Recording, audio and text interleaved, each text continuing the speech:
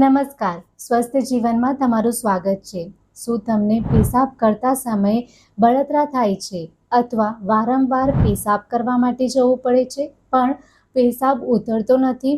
પેશાબ કરતા સમયે તમને અસહ્ય દુખાવો થાય છે, પીડામાં દુખાવો થાય છે। જો આ સમસ્યા તમને વારંવાર સતાવે છે તો સમજી લેજો કે તમારા શરીરની અંદર પિત્ત વધી ગયું છે અથવા ઇન્ફેક્શન ઘર કરી ગયું છે।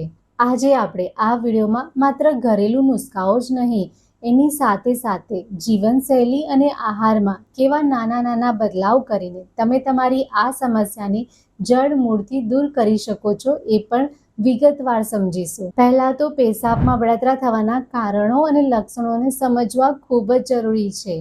આયુર્વેદમાં પેશાબની તકલીફને મૂત્રકૃચ્છ કહેવામાં આવે છે। જ્યારે આપણે વધારે પડતું તળેલું, મસાલેદાર, તીખું અને ગરમ તાસીરવાળું ખાવાનું ખાઈએ છીએ ત્યારે એ શરીરની અંદર ગરમીને વધારે છે। ઘણીવાર કેવું થાય છે, આપણે કામમાં એટલા બધા વ્યસ્ત હોઈએ છીએ કે પેશાબ જવાનું ટાળીએ છીએ, એને રોકી રાખીએ છીએ અને આ જ આદત બેક્ટેરિયાને જન્મ આપે છે, યુરિન ઇન્ફેક્શન કરે છે।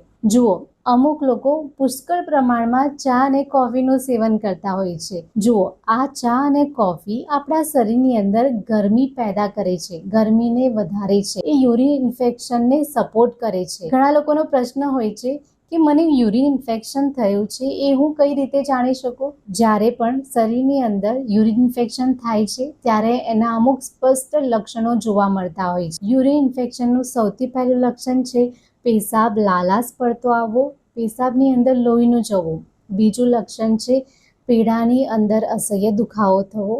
ત્રીજું લક્ષણ છે કે તમને વારંવાર પેશાબ કરવા જવાની ઈચ્છા થાય છે અને પેશાબ કરતી સમયે તમને અસહ્ય દુખાવો થાય છે, બળતરા થાય છે પણ તમને પેશાબ ખુલીને નથી આવતો। હવે આ ઇન્ફેક્શનના રામબાણ આયુર્વેદિક ઉપાયો સમજી લઈએ। સૌથી પહેલો ઉપાય છે સૂકા ધાણા અને સાકરનું પાણી। આ માટે તમારે રાત્રે 1 ગ્લાસ પાણી લેવાનું છે, એની અંદર 1 ચમચી સૂકા ધાણા અધકચરા વાટીને નાખી દેવાના છે। સવારે તમારે આ પાણીને ગરમ નથી કરવાનું, આ પાણીને સૌથી પહેલાં તમારે ગાળી લેવાનું છે, પછી એની અંદર તમારે 1 ચમચી કડી સાકરનો પાવડર નાખવાનો છે। બંનેને સારી રીતે મિક્સ કરીને ધીમે ધીમે આ પાણીને પી લેવાનું છે। આ પાણીને તમે દિવસમાં 2 વાર લઈ શકો છો, સવારે અને સાંજે તમે આ પાણીનું સેવન કરી શકો છો। આ પાણી લીધા પછી તમારા યુરિન ઇન્ફેક્શનની તકલીફમાં તમને સુધાર આવતો દેખાશે। બીજો ઉપાય કાચું દૂધ અને પાણી। આ માટે તમારે અડધો ગ્લાસ ઠંડુ દૂધ લેવાનું છે અને અડધો ગ્લાસ તમારે પાણી લેવાનું છે। બંનેને મિક્સ કરીને આ દૂધને તમારે ધીમે ધીમે પી લેવાનું છે। આ દૂધ પીવાથી પેશાબનો માર્ગ સાફ થાય છે અને તમને ઇન્સ્ટન્ટ ઠંડક મળે છે। ત્રીજો ઉપાય ગોખરૂનો ઉકાળો। કોઈ પણ સારી બ્રાન્ડનો તમારે ગોખરૂ પાવડર લઈ લેવો। તમારે 2 કપ પાણી લેવાનું છે, એની અંદર તમારે 1 ચમચી ગોખરૂ પાવડર નાખી દેવો। પાણીને સારી રીતે ઉકાળવાનું છે।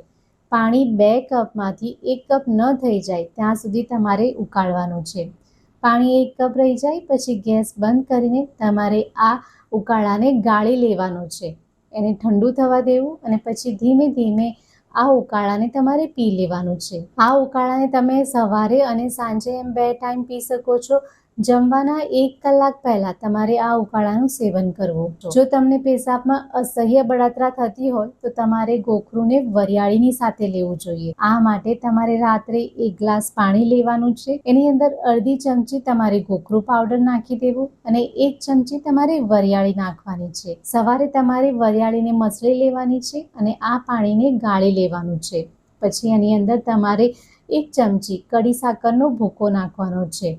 આ પાણીને ધીમે ધીમે તમારે પી લેવાનું છે। આ ગોખરૂ અને વરિયાળીનું પાણી પેશાબમાં થતી બળતરાને તરત જ શાંત કરે છે, તમને ઠંડક આપે છે। ગોખરૂનો ઉકાળો દિવસમાં 2 વાર તમે લઈ શકો છો, 2 થી વધારે વાર તમારે આ પાણીનું સેવન ન કરવું। ગર્ભવતી મહિલાઓએ ગોખરૂનું સેવન કરતા પહેલા ડોક્ટરની સલાહ જરૂરથી લેવી। આ પ્રયોગને તમે 7 થી 10 દિવસ સુધી કરી શકો છો। એ કર્યા પછી પણ જો તમને તમારી યુરિન ઇન્ફેક્શનની સમસ્યામાં સુધાર ન દેખાય તો તમારે આ ઉપાયની સાથે સાથે ડૉક્ટરની સલાહ અવશ્ય લેવી. જો જ્યારે પણ યુરિન ઇન્ફેક્શન થાય ત્યારે આ ઉપાયની સાથે સાથે તમારે તમારા ડાયટમાં પણ બદલાવ કરવો પડશે. તમારે તમારા આહારમાં આ બધી વસ્તુઓને તરત જ એડ કરી દેવી જોઈએ, જેથી તમે આ સમસ્યામાંથી ઝડપથી બહાર આવી શકો. સિઝનલ ફળો ખાવા જોઈએ, જેમ કે તરબૂચ, શક્કરટેટી અને શેરડીનો રસ આ સમસ્યામાં અમૃત સમાન છે. નારિયેળ પાણી. દિવસમાં એકવાર નારિયેળ પાણી પીવાથી શરીરમાં ઇલેક્ટ્રોલાઇટ્સ જળવાઈ રહે છે.